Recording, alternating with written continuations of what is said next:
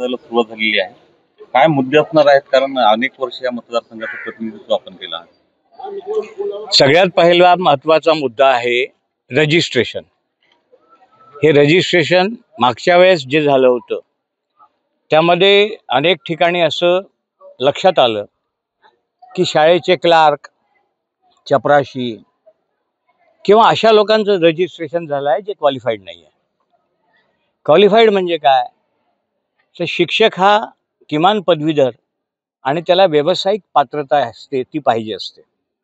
म्हणजे तो SSC DED पाहिजे किंवा तो BA BEd, BCom BEd, BSc BEd अशी पात्रता नसलेले देखील रजिस्ट्रेशन झाल्याचं मागच्या वेळेस लक्षात आलं.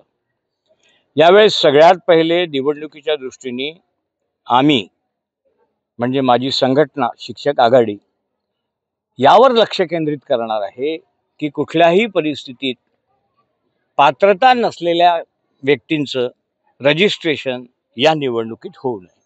मागच्या निवडणुकीत वोट चोरी झाली असं म्हणता आरोप. वोट चोरी म्हणण्यापेक्षा जे पात्रच नव्हते त्यांची नोंदणी झाली आणि मग अनेकांनी नंतर ओरड केली. पण ही लोकशाही प्रक्रिया आहे. जेव्हा तुम्हाला ऑब्जेक्शन घेण्याची वेळ आहे तेव्हाच ते दाखल केलं पाहिजे. यावेळेस आम्ही सतर्क आहोत.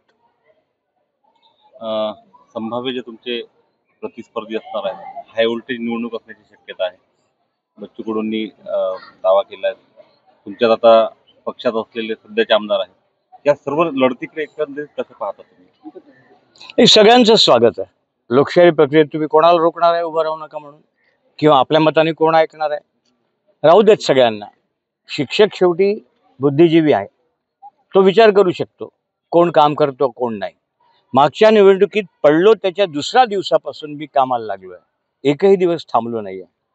साधारणतः हा प्रश्न तुम्ही कुठल्याही विनाअनुदानित शाळेतल्या शिक्षकांना जर विचारला जे आज टप्प्यावर आहे तर ते सांगतील की माझी काय मेहनत आहे, किंवा बाकीच्याही शिक्षकांना विचारला तर तेही सांगतील की माझी काय मेहनत आहे. आता isakal.com आहे देशातील नंबर 1 ची मराठी न्यूज वेबसाईट.